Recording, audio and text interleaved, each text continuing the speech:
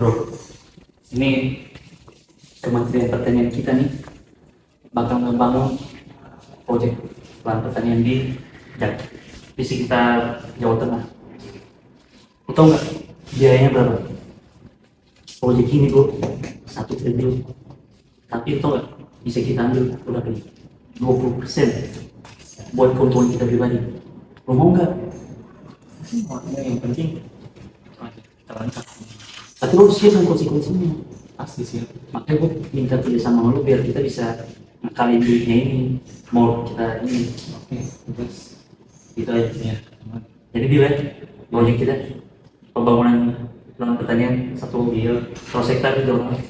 Iya. 1 triliun bro. Pasti biayanya. Oke. Nah ini bekas-bekas filenya lu bisa baca. Mana buat ekspor.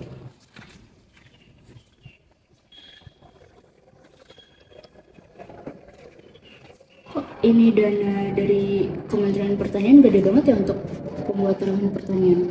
Berapa emang dari dianya? Sampai 1 triliun loh. Padahal untuk dana aslinya itu cuma 800 miliar. Berarti masih ada sisa 200 miliar dong. Iya, Terus kemana itu? makanya ini lagi gue cari tahu, gue juga audit dulu nih.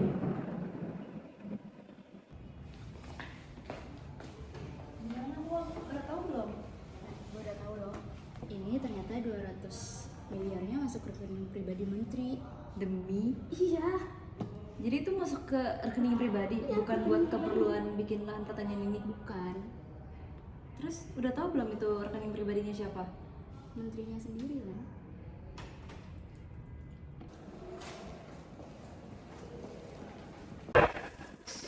Selamat siang Pak. Pak Ilham sama Pak Billy, kalian berdua saya tahan karena melakukan tindakan korupsi. Berikut ini adalah bukti surat penahanan Anda. Kalian berdua ikut saya ke kantor polisi. Korupsi? Iya, Korupsi apa? Kalau siapa kalau boleh tahu? korupsi lahan pertanian. Supaya lebih jelasnya, kalian berdua ikut saya ke kantor polisi. Di sana saya akan menjelaskan lebih lagi. Silakan.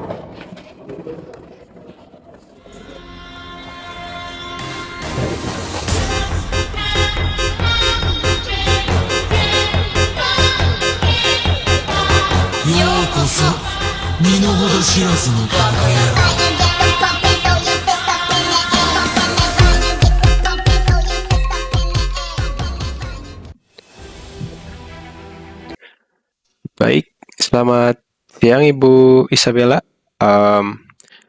Bagaimana tanggapan Ibu mengenai dugaan tindak pidana korupsi sebesar 1 triliun oleh Menteri Pertanian dan bawahannya? Bagaimana tanggapan dari Ibu? Selamat siang. Dari dugaan kasus korupsi yang dilakukan oleh Syahrul Yassin Limpo, tentunya pernyataan ini menjadi hal yang sangat merugikan negara. Tapi juga masyarakat yang seharusnya menjadi kelompok sasaran.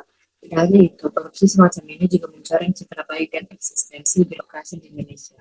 Apalagi di tengah kondisi pertanian Indonesia yang nampaknya tengah tidak baik saja. Karena kondisi iklim yang belakangan ini sangat ekstrim.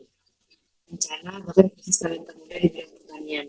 Kementerian yang seharusnya menjadi nahkoda untuk membawa arus perkembangan bagi pertanian Indonesia justru membelok dan mengarahkan kapal kepesanan yang menyebabkan lenyapnya tujuan dan timbulnya kerugian besar.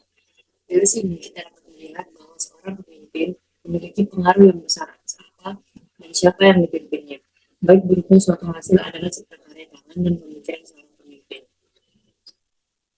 Selain itu, korupsi termasuk tindakan melanggar hukum yang melibatkan penyalahgunaan kekuasaan atau kondisi untuk keuntungan pribadi atau kepentingan kelompok dengan merugikan masyarakat secara luas. Praktik korupsi merusak fondasi keadilan dan integritas suatu negara dengan menghambat pertumbuhan ekonomi, mengurangi efisiensi penggunaan sumber daya, dan menciptakan lingkungan bisnis yang tidak kondusif. Selain itu, korupsi juga mengikis kepercayaan publik terhadap pemerintah dan lembaga negara yang merupakan pijakan utama bagi kesejahteraan sosial dan politik yang stabil.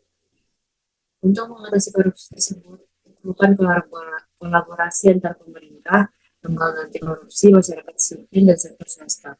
Upaya ini meliputi peningkatan tata kelola yang baik, seperti pengawasan yang ketat terhadap pengelolaan keuangan publik, pemberantasan praktik nepotisme dan korupsi, serta peningkatan transparansi dalam proses pengambilan keputusan pemberantasan dan pengurangan tindak pidana. Selain itu, penting juga untuk menegakkan hukum secara tegas dan adil terhadap perilaku korupsi, tanpa pandang bulu dan tanpa adanya intervensi politik atau kepentingan pribadi. Hanya dengan upaya bersama yang komprehensif dan berkelanjutan, kita dapat menciptakan masyarakat yang bebas dari korupsi dan biarin dan sebagainya. Kiranya begitu dari pernyataan saya. Terima kasih. Baik, terima kasih Bu Bella. Demikian berita dari liputan terkini. Terima kasih.